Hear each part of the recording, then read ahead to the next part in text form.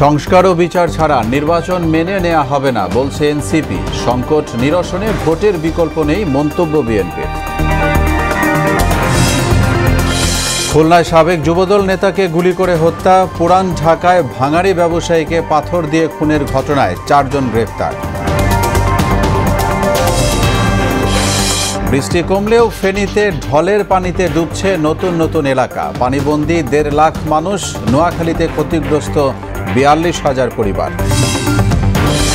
এবং কর্পোরেট কোম্পানিগুলোর দাপটে অস্থির চালের বাজার। চড়া মাছ, মাংস, সবজির দাম, নানামুখী চাপে অতিষ্ঠ ক্রেতা।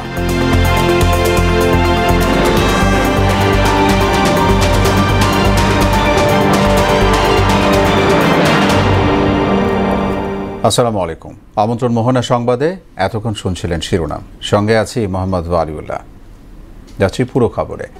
বিচার ও সংস্কার ছাড়া নির্বাচন জনগণ মেনে নেবে না বলে মন্তব্য করেছেন জাতীয় নাগরিক পার্টির আহ্বায়ক নাহিদ ইসলাম। বিকেলে জুলাই পদযাত্রার অংশ হিসেবে যশোরে এক পথসভায় তিনি বলেন, ন্যায়ের অর্থনীতি ও বাংলাদেশপন্থী রাজনীতি প্রতিষ্ঠিত করতে চান তারা। এ সময় দলের নেতা হাসনাত আবদুল্লাহ বলেছেন, নির্বাচন কমিশনের দ্বিচারিতা এবং চাঁদাবাজি দুর্নীতি নিয়ে কথা বললে একটি দল ক্ষুব্ধ হয়। স্বাধীন মোহাম্মদ আবদুল্লাহর প্রতিবেদন, জানাচ্ছেন তাহসিন তারিন। জুলাই গণ অভ্যুত্থানের বর্ষপূর্তিতে মাসব্যাপী কর্মসূচির অংশ হিসেবে নানা আয়োজনের ১১তম দিনে যশোর ও খুলনায় পদযাত্রা ও পথসভা করেছে জাতীয় নাগরিক পার্টি এনসিপি। যশোর জজকোর্ট মোড়ে পদযাত্রা শেষে পথসভায় দলের আহ্বায়ক নাহিদ ইসলাম বলেন, ইনসাফ ও ন্যায়ভিত্তিক রাষ্ট্র গড়তে চায় এনসিপি।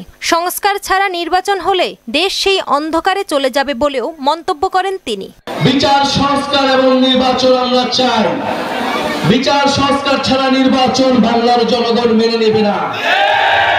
নির্বাচন ভোটাধিকারের পক্ষে সত্যিকার অর্থে লড়াই করে যাচ্ছে গণ অভ্যুত্থানের নেতৃত্ব, জাতীয় নাগরিক পার্টির নেতৃত্ব। এই সময় দলটির নেতারা বলেন, এনসিপি চায় নির্বাচন, তবে জুলাই সনদ, বিচার ও নির্বাচন সব প্যাকেজ আকারে হতে হবে। দাবি বাস্তবায়নে প্রয়োজনে আরেকবার গণ অভ্যুত্থান ঘটাবে বলেও মন্তব্য করেন তারা। সংস্কারের আলাপ যদি আপনারা টেবিলের আলোচনায় সম্মত না হন, বাংলাদেশের মানুষ জুলাই অভ্যুত্থানে যেভাবে রাজপথে নেমে এসেছিল সংস্কারের দাবিতে, তার থেকেও বহুগুণে তারা রাজপথে নেমে আসবে ইনশাআল্লাহ। আমরা নির্বাচন কমিশনের দ্বিচারিতার কথা বলি, আমরা টেন্ডারবাজির বিপক্ষে কথা বলি। লন্ডনে অবশ্যই ষড়যন্ত্র হয়।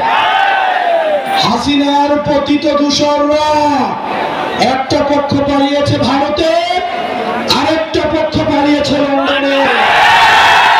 দুর্নীতিতে জড়িত কাউকে ছাড় দেয়া হবে না বলেও হুঁশিয়ারি দিয়ে এনসিপির নেতারা বলেন, তাদের আগামীর আন্দোলন হবে দুর্নীতি ও চাঁদাবাজির বিরুদ্ধে। তাহসিন তারিন, মোহনা সংবাদ। দেশের চলমান সংকট নিরসনে নির্বাচনের কোনো বিকল্প নেই বলে মন্তব্য করেছেন বিএনপির সিনিয়র যুগ্ম মহাসচিব রুহুল কবির রিজভী। আর সংস্কারের নামে সুকৌশলে নির্বাচন বিলম্বিত করার পায়তারা চলছে অভিযোগ করেন দ্রুত নির্বাচনের তারিখ ঘোষণার দাবি জানিয়েছেন দলের ভাইস চেয়ারম্যান শামসুজ্জামান দুদু। রাজধানীতে আজ আলাদা অনুষ্ঠানে এসব কথা বলেন তারা। তানজিদ ভুঁইয়ার প্রতিবেদন। সাবেক প্রধানমন্ত্রী ও বিএনপি চেয়ারপারসন বেগম খালেদা জিয়ার রোগমুক্তি কামনায় নয়াপল্টনে দলের কেন্দ্রীয় কার্যালয়ের সামনে দোয়া মাহফিল ও জায়নামাজ বিতরণ অনুষ্ঠানে যোগ দেন দলের সিনিয়র যুগ্ম মহাসচিব রুহুল কবির রিজভী। এ সময় দলের বিভিন্ন পর্যায়ের নেতারাও উপস্থিত ছিলেন। সংগ্রাম আন্দোলন আমাদের গণতন্ত্রের প্রশ্নে আপোষহীন থাকার এক অনবদ্য প্রেরণা। দেশনেত্রী বেগম খালেদা জিয়ার আশু সুস্থতা কামনা। রিজভী এতে বলেন, দেশের অর্থনীতিতে বর্তমানে চরম সংকট চলছে। দুর্ভিক্ষের মতো পরিস্থিতি সৃষ্টি হলে জনগণ ছেড়ে দেবে না বলেও হুঁশিয়ারি দেন তিনি। সামনের সেপ্টেম্বর অক্টোবর মাসে দুর্ভিক্ষ হয় কিনা এটা এখন মানুষের মনে মনে। কর্মসংস্থান বৃদ্ধি না করলে জনগণের কাছে কেহই রেহাই পাবেন না। সংকট নিরসনে নির্বাচনের মাধ্যমে মানুষের ভোটের অধিকার ফিরিয়ে দেওয়ার দাবিও জানান তিনি। সমাজ এবং রাষ্ট্রে যখন যেটা প্রয়োজন মনে হবে গণতন্ত্রের স্বার্থে, রাষ্ট্রের স্বার্থে, জনগণের স্বার্থে, তখনই সংস্কার করে সেই আইন প্রণয়ন হবে। জনগণের ক্ষমতা জনগণকে ফেরত দেন, এটাই সবচেয়ে বড় কাজ। এটাই তো 16 বছর শেখ হাসিনা বন্ধ করে রেখেছিলেন। এদিকে জাতীয় প্রেস ক্লাবে জাতীয়তাবাদী নবীন দল আয়োজিত এক প্রতিবাদ সভায় বিএনপি চেয়ারপারসনের উপদেষ্টা মোয়াজ্জেম হোসেন আলাল বলেন, দেশ ও গণতন্ত্রের স্বার্থে রাজনৈতিক দলগুলোকে সংযত হতে হবে। গণতন্ত্রের স্বার্থে, সর্বদলীয় মতামতকে গ্রাহ্য করার স্বার্থে এবং জাতীয় একটা নতুন রাজনৈতিক বন্দোবস্তের দিকে আমরা যখন যাচ্ছি, সেইটাকে দয়া করে কেউ বাধাগ্রস্ত করবেন না। এ সময় গণতন্ত্রের পুনঃপ্রতিষ্ঠা ছাড়া মানুষের অধিকার ফিরিয়ে দেওয়া সম্ভব নয় বলে মত দেন দলের ভাইস চেয়ারম্যান শামসুজ্জামান দুদু। একটি তারিখ ঘোষণা করতে হবে, তাহলে এখন যে অস্থিরতা এবং সংকট আমার মনে হয় অনেক অংশে সেটা কমে যাবে। আওয়ামী লীগের আগামী 100 বছরের মধ্যে ফিরে আসার কোনো সম্ভাবনা নাই। আওয়ামী লীগকে হত্যা করেছে। সব ষড়যন্ত্র মোকাবেলায় ফেসিবাদ বিরোধী শক্তিকে ঐক্যবদ্ধ থাকার আহ্বানও জানান তিনি। সকলকে ঐক্যবদ্ধ থেকে। তানজিদ ভুইয়া, মোহনা সংবাদ, ঢাকা। ভারতের বিরুদ্ধে জুলাই হত্যার প্ররোচনা দেওয়ার অভিযোগ এনে শেখ হাসিনাকে দেশে ফেরত পাঠানোর আহ্বান জানিয়েছেন আমার দেশ সম্পাদক মাহমুদুর রহমান। রাজধানীর চিনমতি সম্মেলন কেন্দ্রে জামাতে ইসলামী ঢাকা মহানগরী উত্তরের উদ্যোগে জুলাই বিপ্লব 2024-এর শহীদ পরিবারের সদস্য, পঙ্গুত্ব বরণকারী ও আহতদের নিয়ে মতবিনিময় সভায় তিনি এই আহ্বান জানান। রিপোর্ট করছেন ওবায়দুল হক মারুফ। কেউ হারিয়েছেন সন্তান, কেউ স্বামী, কেউ হারিয়েছেন স্বজনদের, কেউ আবার নিজ অঙ্গ হারিয়ে বরণ করেছেন পঙ্গুত্ব। এমন বেশ কয়েকটি পরিবার নিয়ে ঢাকা মহানগর উত্তর জামায়াতের আলোচনা সভা। এতে শহীদদের মা বাবারা জানান, সন্তানের বিচার ছাড়া নির্বাচন নয়, প্রয়োজনে আবারও মাঠে নামার হুঁশিয়ারি তাদের। আমার মেয়েটাকে টার্গেট করে স্নাইপারের গুলি করা হয়েছে, আমার মেয়েকে জবাই করা হয়েছে, কুরবানি দেওয়া হয়েছে আমার বাসার মধ্যে। আমার মেয়ের রক্ত, আমার স্মৃতি যদি মনে পড়ে আমার সমস্ত শরীর শীতল হয়ে যায়। আমার মেয়ের বাসার বারান্দার ভিডিও সারা বাংলাদেশেই ভাইরাল। আমার মেয়েকে যারা গুলি করেছে সব কিছুই ভাইরাল। তাহলে এখনো কেন বিচার হচ্ছে না? শহীদদের মর্যাদা তখনই বাস্তবায়ন হবে যেদিন পরিপূর্ণ, যেই জন্য শহীদ এবং আহতরা রক্ত দিয়েছে সেটা রক্তের প্রতিফলন বাংলাদেশে ঘটবে, সেদিনই পরিপূর্ণ শহীদদের রক্তের বাস্তবায়ন হবে। এ সময় জামায়াত নেতারা বলেন, 71 আমাদের গর্বের, তবে 24কে অবহেলা করা যাবে না। ফ্যাসিস্টরা মাথাচাড়া দিয়ে উঠলে তা কঠোর হস্তে মোকাবেলা করা হবে বলেও হুঁশিয়ারি দেন তারা। সকল শহীদ পরিবারের কাছে এই 5ই আগস্টের মধ্যে বাজেটের নির্ধারিত যে টাকা, এটা তাদের বাড়িতে যাইয়া পৌঁছাইয়া দিতে হবে। আহতদেরকে এখনো কেন চিকিৎসার জন্য কাতরাতে হবে? তাদের লিস্ট করে যারা সিভিয়ার পেশেন্ট তাদের বিদেশ পাঠান। 71-এর শহীদদেরকে আমরা মর্যাদা দেই, 71-এর বীর সেনানীদেরকে আমরা সমীহ করি, শ্রদ্ধা করি, কিন্তু তার মানে এটা নয় যে 24কে আমরা আন্ডারমাইন করব, 24কে আমরা অবহেলা করব, 24কে আমরা বৃদ্ধাঙ্গুলি দেখাবো। শেখ হাসিনা 24-এর গণহত্যার নির্দেশদাতা, তা বিশ্ব গণমাধ্যমের দ্বারা স্বীকৃত জানিয়ে ভারতের কাছে তাকে ফেরত চাইলেন ডক্টর মাহমুদুর রহমান। ভারত সরকারের কাছে আহ্বান জানাবো, আপনারা এমনিতেই অনেক দুষ্কর্ম করেছেন, আপনারা বাংলাদেশের স্বাধীনতা লুণ্ঠন করেছিলেন, আপনারা বাংলাদেশে গণহত্যা চালানোর জন্য প্ররোচনা দিয়েছেন, আপনারা শেখ হাসিনাকে দিয়ে বাংলাদেশের জনগণকে হত্যা করেছেন, বাংলাদেশের আলেম সমাজের উপরে জুলুম করেছেন, বাংলাদেশের অর্থনীতিকে লুট করেছেন, ধ্বংস করেছেন। আপনাদের কাছে আজকে খুনি শেখ হাসিনা আশ্রয় নিয়ে আছে, কাজেই আপনারা আর কালো বিলম্ব না করে সেই খুনিকে বাংলাদেশের কাছে প্রত্যর্পণ করুন। 24-এর শহীদ ও আহতদের দলীয়করণ না করার অনুরোধও করেন তিনি। কোন শহীদ, কোন জুলাই যোদ্ধা, কোন রাজনীতি ধারণ করেন, তারা সকলেই, তাদের সকলের প্রতি আমাদের একই রকম সম্মান থাকবে। ওবায়দুল হক মারুফ, মোহনা সংবাদ, ঢাকা। খুলনার দৌলতপুরে থানা যুবদলের সাবেক নেতা মোল্লা মাহবুবুর রহমানকে গুলি করে হত্যা করেছে দুর্বৃত্তরা। দুপুরে নগরীর দৌলতপুর থানার মহেশ্বর পাশা পশ্চিম পাড়ায় নিজ বাড়ির সামনে তাকে গুলি করা হয়। পরে মৃত্যু নিশ্চিত করতে তার পায়ের রগ কেটে দেয় দুর্বৃত্তরা। বিষয়টি নিশ্চিত করেছেন দৌলতপুর থানার ওসি মীর আতাহার আলী। মাহবুবুর দৌলতপুর থানা যুবদলের সহসভাপতি ছিলেন। 18 ফেব্রুয়ারি কুয়েটে শিক্ষার্থীদের সঙ্গে সংঘর্ষের সময় রামদা হাতে তার ছবি ছড়িয়ে পড়ে। এ ঘটনায় সংগঠন থেকে তাকে বহিষ্কার করা হয়। পুরান ঢাকার মিডফোর্ড হাসপাতালের সামনে গত বুধবার লালচাঁদ ওরফে সোহাগ নামের এক ভাঙাড়ি ব্যবসায়ীকে পাথর দিয়ে মাথায় আঘাত করে হত্যার ঘটনায় মোট 4 জনকে গ্রেফতার করেছে আইনশৃঙ্খলা বাহিনী। ডিএমপির এক সংবাদ বিজ্ঞপ্তিতে জানানো হয় 4 জনের মধ্যে 2 জনকে পুলিশ এবং 2 জনকে র্যাব গ্রেফতার করেছে। পুলিশ যে 2 জনকে গ্রেফতার করেছে তারা হলো এজাহারভুক্ত আসামি মাহমুদুল হাসান মহিন ও তারেক রহমান রবিন। পুলিশ জানিয়েছে ব্যবসায়িক দ্বন্দ্ব এবং পূর্ব শত্রুতার জের ধরেই এই হত্যাকাণ্ড ঘটানো হয়েছে। এর সঙ্গে জড়িত অন্যদেরও গ্রেফতারে অভিযান অব্যাহত আছে। হত্যাকাণ্ডে ভিডিও সামাজিক মাধ্যমে ছড়িয়ে পড়লে তুমুল ক্ষোভের সৃষ্টি হয় সাধারণ মানুষের মধ্যে। বৃষ্টি ও ঢলের পানিতে সৃষ্ট বন্যায় ক্ষতিগ্রস্ত জেলাগুলোর মধ্যে সবচেয়ে উদ্বেগজনক পরিস্থিতি ফেনী, নোয়াখালী ও কুমিল্লার। বৃষ্টি কমলেও ফেনীতে ঢলের পানিতে প্লাবিত হচ্ছে নতুন নতুন এলাকা। জেলায় পানিবন্দী প্রায় 1.5 লাখ মানুষ আর নোয়াখালীতে ক্ষতিগ্রস্ত প্রায় 42,000 পরিবার। প্রতিনিধিদের তথ্যে ডেস্ক রিপোর্ট। ভারী বর্ষণ আর উজান থেকে নেমে আসা পানির স্রোতে ফেনীর 3টি নদীর প্রায় 30টি স্থানে ভাঙনে প্লাবিত হচ্ছে নতুন নতুন এলাকা। ছাগলনাইয়া ও ফেনী সদরের অনেক রাস্তাঘাট পানির নিচে তলিয়ে আছে। 5 উপজেলার 82টি আশ্রয় কেন্দ্রে প্রায় 9,500 বানভাসী লোকজন আশ্রয় নিয়েছে। বন্যা পরিস্থিতির তেমন উন্নতি না হয় মানবেতর দিন কাটছে বানভাসীদের। ফেনীর বিভিন্ন সংগঠনের সাথে বিজিবি ও সেনাবাহিনী উদ্ধার কাজ ও ত্রাণ তৎপরতা শুরু করেছে। আমাদের বাড়ির ভিতরে একদম জল উঠি একদম সব নষ্ট হয়ে গেছে। আমাদের ঘর বাড়ি সবকিছু ভাঙি, সবকিছু ঘরের ভিতরে সবকিছু নষ্ট হয়ে গেছে এবং খাওয়া দাওয়া নাই, সিরামুড়ি খাইতেছি। বৃষ্টি আর উজান থেকে নেমে আসা পাহাড়ি ঢলে কুমিল্লার গোমতী নদীর পানি বাড়ছে। নদী তীরবর্তী নিম্নাঞ্চল ও ফসলি জমি প্লাবিত হচ্ছে। এতে আবারও বন্যার আশঙ্কায় স্থানীয়রা। ভারী বর্ষণে নোয়াখালীতে পানিবন্দী হয়ে পড়েছে অন্তত 42,000 পরিবার। জেলার বিভিন্ন উপজেলার নিচু এলাকায় পানি জমে জলাবদ্ধতায় ঘরবাড়ি ও সড়ক তলিয়ে গেছে। সার্বিকভাবে যে এই ড্রেনেজ সিস্টেম, খাল খনন এবং এগুলো যদি হয়, এগুলো যদি আমরা করতে পারি, এগুলো প্ল্যানের মধ্যে আছে সংশ্লিষ্ট দপ্তরগুলো, পৌরসভার, পানি উন্নয়ন বোর্ড, বিএডিসির, এবং তাহলে আমরা আশা করছি যে আগামীতে জলাবদ্ধতা মুক্ত একটি শহর পাবো।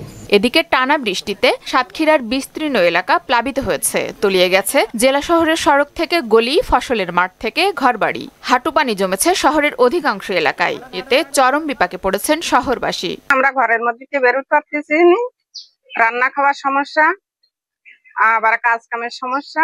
এই পানি ফেটিছে, বাচ্চা কাচ্চা সব ডায়রিয়া, তারপরে চুলুর মধ্যে হেঁটু পানি, ঘরের মধ্যে হেঁটু পানি।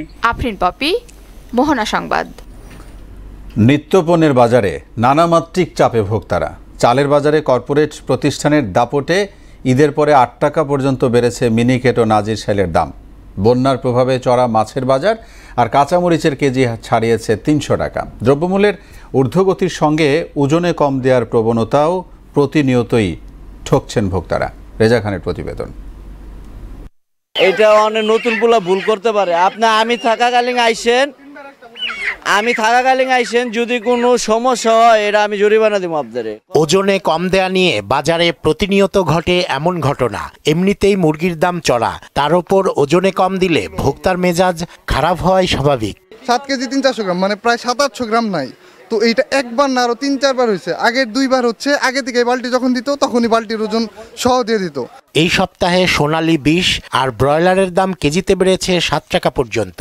তবে ডিমের দাম 120 টাকাতে স্থিতিশীল। আর বন্যায় মৎস্যঘের পুকুর, নদীনালা তলিয়ে সরবরাহ সংকটে বেড়েছে মাছের দাম। বন্যাতে তো মনে করেন যে চলতি পানি তো মানে স্রোতের মধ্যে মাছ তো ধরা হয় না। নিম্নবিত্তের জন্য, মধ্যবিত্তের জন্য খুবই কঠিন কাজ। শুধু বড় লোকেরা খাইতে পারে। ঘাটে যাইতে মাছ নাই, আমি অল্প করে আনি। আজকে শুক্রবার দিন অল্প করে মাছ আনছি। চালের মূল্যের ঊর্ধ্বগতি চলতি সপ্তাহেও চলমান। কর্পোরেট প্রতিষ্ঠানের নিয়ন্ত্রণে ঈদের পর থেকেই বাড়ছে সব ধরনের চালের দাম। কিছু কোম্পানি আছে এগুলারে লাইসেন্স দিছে ব্যবসা করার জন্য, এদের কারণে চালের দামটা একটু বাড়ছে। কুরবানির ঈদের 1 সপ্তাহ ব্যবধানে তখন ৬-৭ টাকা ডিফারেন্স হচ্ছে, তারপরে এখন ৫৮ টাকা বাড়ছে। মুদি পণ্যের মধ্যে চিকন মসুর ডাল কেজিতে 7 টাকা বেড়েছে, গুঁড়ো দুধ কেজিতে 40 টাকা, আর সাবান ও চা পাতার দামও বাড়তির দিকে। মসুর ডাল প্রতি কেজিতে আপনার 7-8 টাকা কেজিতে বাড়ছে, আর গুঁড়া দুধ আপনার ডিপ্লোমা, ডানু, মাক্স এগুলো 1 কেজিতে প্রায় 30-40 টাকার মতো করে বাড়ছে। বন্যায় মাঠঘাট তলিয়ে বেড়েছে সবজির দাম, কাঁচামরিচের কেজি 300-তে ঠেকেছে, বেগুন ও টমেটো বিক্রি হচ্ছে 140 টাকা কেজি দরে, আর অন্য সবজির বেশিরভাগই বিক্রি হচ্ছে 60 থেকে 90 টাকার মধ্যে। বন্যা বৃষ্টি ধরে একসঙ্গে দাম বাড়ছে, আর বৃষ্টি হলে মরিচ মানুষ তুলে না, বিদায় এই পরিস্থিতিটা হয়। মাছ কিনতে গেলাম সেখানেও দাম বেশি, এখানেও দাম বেশি, কোনো জিনিসের দাম তো কমতেছে না। 5 আগস্টের পট পরিবর্তনের পরেও বাজার পরিস্থিতির উল্লেখযোগ্য উন্নতি না হয় ক্ষুব্ধ ভোক্তারা। আকাশে ভরা তারা আমরা সারা যেখানে 5 কেজি মাংস কিনতাম 1.5 কেজি মাংস কিনছি। রেজা খান, মোহনা সংবাদ, ঢাকা। দুর্নীতি দমন কমিশনের মামলায় জনতা ব্যাংকের সাবেক চেয়ারম্যান অধ্যাপক আবুল বারাকাতকে কারাগারে পাঠানোর নির্দেশ দিয়েছে আদালত। তবে তার 3 দিনের রিমান্ড আবেদনের পরে শুনানি অনুষ্ঠিত হবে। দুপুরে ঢাকার চিফ মেট্রোপলিটন ম্যাজিস্ট্রেট আদালত এই আদেশ দিয়েছেন। বৃহস্পতিবার রাতে ধানমন্ডি থেকে আবুল বারাকাতকে গ্রেফতার করে ডিবি পুলিশ। গত 20 ফেব্রুয়ারি অ্যান্টেক্স গ্রুপের নামে 297 কোটি টাকা আত্মসাতের অভিযোগে বারাকাত সহ 23 জনের নামে মামলা করে দুদক। রাজধানীর সূত্রাপুরে গ্যাস লিকেজ থেকে বিস্ফোরণে শিশুসহ 5 জন দগ্ধ হয়েছে। শুক্রবার ভোর রাতের দিকে দগ্ধ অবস্থায় তাদের উদ্ধার করে জাতীয় বার্ন অ্যান্ড প্লাস্টিক সার্জারি ইনস্টিটিউটের জরুরি বিভাগে ভর্তি করা হয়। অবস্থার অবনতি হওয়ায় তাদেরকে আইসিইউতে চিকিৎসা দেওয়া হচ্ছে। চিকিৎসক জানিয়েছেন তাদের সবার অবস্থা আশঙ্কাজনক। পুরান ঢাকার সূত্রাপুর কাগজিটোলার একটি বাসায় গ্যাস লিকেজে বিস্ফোরণে দগ্ধ হয় তারা। এবার আন্তর্জাতিক প্রসঙ্গ। ইসরায়েলি বর্বরতায় গাজায় একদিনে আরও 82 ফিলিস্তিনি নিহত হয়েছে, এতে 57,700 ছাড়িয়েছে প্রাণহানি। এদিকে নাইজেরিয়ায় নিরাপত্তা বাহিনীর অভিযানে 30 দস্যু নিহত হয়েছে, এতে 5 নিরাপত্তা কর্মী এবং 1 বেসামরিক নাগরিকও প্রাণ হারিয়েছেন বলে জানা গেছে। ওদিকে কানাডার উপর 35% শুল্ক আরোপের ঘোষণা দিয়েছে যুক্তরাষ্ট্র। অন্যদিকে ফের গ্রেফতার হয়েছেন দক্ষিণ কোরিয়ার সাবেক প্রেসিডেন্ট ইয়ন। ইশতিয়াক হোসেনের ডেস্ক রিপোর্ট। গাজা ইসরায়েলি হামলায় আরও 82 ফিলিস্তিনি নিহত হয়েছে। নিহতদের মধ্যে 15 জন গাজার দেইর আল বালা শহরে শিশু খাদ্য সংগ্রহের লাইনে দাঁড়িয়েছিলেন। গাজার স্বাস্থ্য মন্ত্রণালয়ের হিসেব অনুযায়ী 21 মাসের তাণ্ডবে 57,762 ফিলিস্তিনি নিহত এবং আরও 1,37,656 জন আহত হয়েছেন। নাইজেরিয়ায় নিরাপত্তা বাহিনীর অভিযানে 30 দস্যু নিহত হয়েছে। বৃহস্পতিবার এক বিবৃতিতে এই কথা জানিয়েছেন দেশটির অভ্যন্তরীণ নিরাপত্তা কমিশনার। উত্তর পশ্চিমাঞ্চলীয় কাৎসিনা প্রদেশের ফাশকারি জেলায় পুলিশ, সেনা ও বিমান বাহিনীর সদস্যদের নিয়ে সমন্বিত এক অভিযান পরিচালিত হয় বলে রয়টার্সের এক প্রতিবেদনে জানানো হয়। এদিকে কানাডার উপর 35% শুল্ক আরোপের ঘোষণা দিল যুক্তরাষ্ট্র, যা 1 আগস্ট থেকে কার্যকর হবে। মাদক হিসেবে ব্যথানাশক ফেন্টানিলের বিস্তার ও পাচার ঠেকাতে কানাডা ব্যর্থ হওয়ায় এই সিদ্ধান্ত নেওয়া হয়েছে বলে এক চিঠিতে জানিয়েছেন প্রেসিডেন্ট ট্রাম্প। তবে কানাডিয়ান প্রতিষ্ঠানগুলো যদি যুক্তরাষ্ট্রে উৎপাদন কিংবা কারখানা স্থাপন করে সেক্ষেত্রে তাদের পণ্য শুল্কারোপ হবে না বলেও জানানো হয়।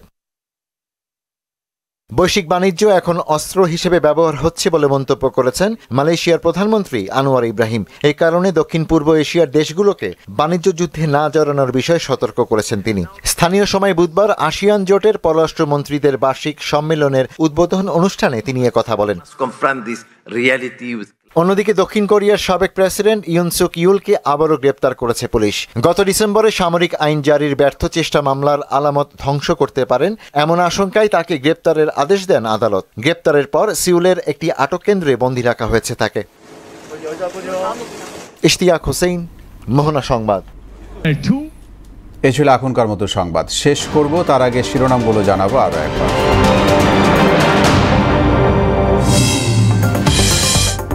সংস্কার ও বিচার ছাড়া নির্বাচন মেনে নেওয়া হবে না বলছে এনসিপি। সংকট নিরসনে ভোটের বিকল্প নেই মন্তব্য বিএনপির। খুলনায় সাবেক যুবদল নেতাকে গুলি করে হত্যা। পুরান ঢাকায় ভাঙাড়ি ব্যবসায়ীকে পাথর দিয়ে খুনের ঘটনায় 4 জন গ্রেপ্তার। বৃষ্টি কমলেও ফেনীতে ঢলের পানিতে ডুবছে নতুন নতুন এলাকা, পানিবন্দী 1.5 লাখ মানুষ। নোয়াখালীতে ক্ষতিগ্রস্ত 42,000 পরিবার। এবং কর্পোরেট কোম্পানিগুলোর দাপটে অস্থির চালের বাজার, চড়া মাছ, মাংস ও সবজির দাম, নানামুখী চাপে অতিষ্ঠ ক্রেতা। সবাইকে আবারও শুভেচ্ছা। পরবর্তী সংবাদ রাত 12টায় দেখার আমন্ত্রণ রইল। এছাড়া মোহনার সবশেষ খবর জানতে ভিজিট করুন www.mohana.tv। সংবাদ দেখতে পারেন ফেসবুক ও ইউটিউবেও। এতক্ষণ সঙ্গে থাকায় ধন্যবাদ সবাইকে।